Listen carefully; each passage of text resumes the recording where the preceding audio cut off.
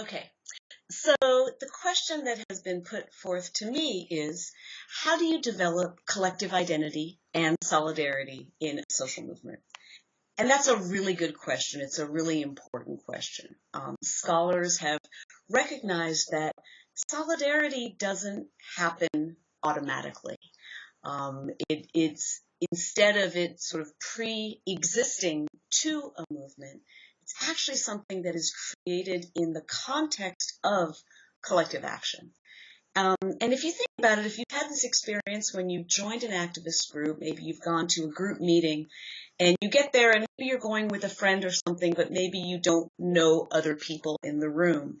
And probably you have commonalities with everybody in the room. You share some political goals. You share support for a political cause, but you don't necessarily automatically feel this strong sense of connection, this strong sense of solidarity with everybody else in the room. What scholars argue is that solidarity, that strong sense of connection and this collective identity or this sense of we-ness does happen, but it has to be constructed, it has to be created in the context of collective action. So what I want to share with you are two insights from some scholars who have done research in this area. Lots of people have done research in this area, and lots of people have written about these things. But I'll very briefly share with you two insights that seek to understand how this collective identity is constructed. And I'll offer some brief illustrations from the Occupy Wall Street movement. So the first insight I'd like to share with you, again, lots of people have written about this, but probably two of the scholars who are most often credited with talking about this are two sociologists, Verda Taylor and Nancy Whittier. They've written a lot about the construction of collective identity, especially in the U.S. women's movement. And one thing, they write about a lot of stuff, but one thing they write about is when thinking about how feminist activists come together, or how activists in general come together and create some sense of collective identity. They point to the importance of what they call boundaries. And by that they mean drawing a distinction between us and them, or us and not us.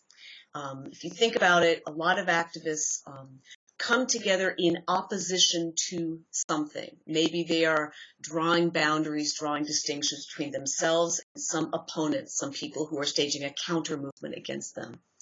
Or maybe they are defining themselves in opposition to people who are supporting their opponents, like voters, for example.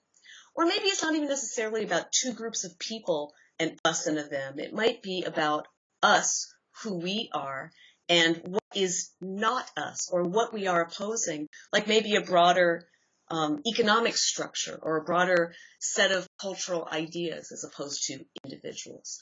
The point is, these scholars and others argue that if you want to develop some shared sense of collective identity, what you need to do is draw a distinction between us and them, or between us and not us.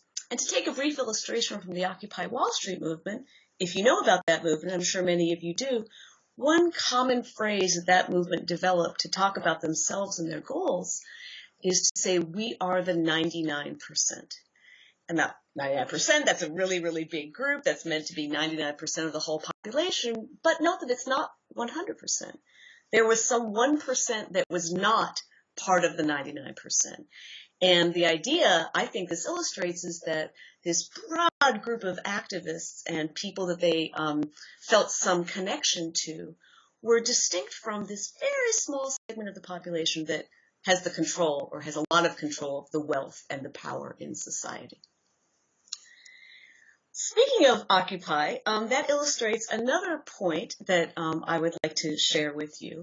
And this has to do with diversity in social movements. So back to Occupy, if you think about some claim that we are the 99%, that is a very diverse group. 99% of the society is going to be a huge, diverse group. Even if you're not talking about Occupy, most movements are diverse. If you think about some activist group that you might be part of, chances are there's some diversity within your group, maybe based on gender or gender identity, race, class, maybe age, maybe citizenship. And it can be challenging for a movement to develop this strong sense of shared collective identity, solidarity, this strong sense of we, when within the movement there is diversity.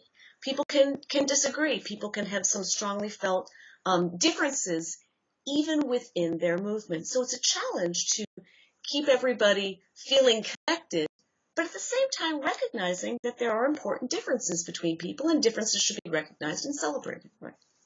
So some scholars have talked about this. One in particular is a political scientist named Laurel Weldon.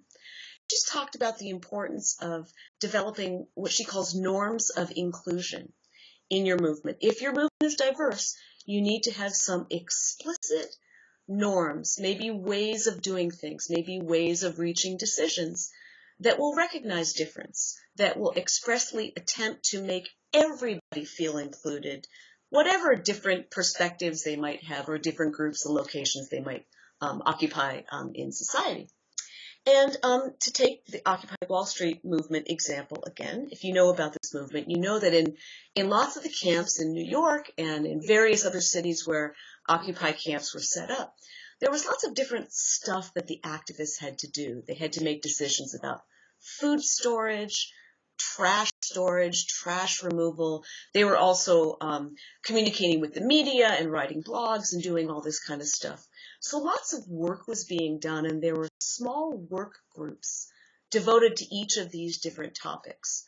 Small groups of activists would come together, reach decisions, make some suggestions, but importantly, they would then bring those ideas to the activist group as a whole in a structure known as a General Assembly. And then all the activists could indicate their support or lack of support for whatever idea was being presented to them by the different work groups.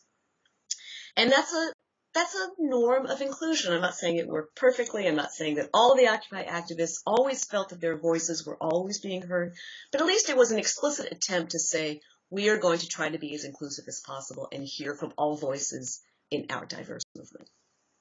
So to just kind of recap the two insights I've shared with you, if the question is how to create collective identity and solidarity in social movements, scholars have pointed to two things. Well, they've pointed to lots of things, but I've shared two with you. One is the importance of boundaries, making a clear distinction between us and them. And the other is the importance of creating norms of inclusion to make sure everybody gets their voice heard in the decisions to be made. So thank you, and good luck with your work.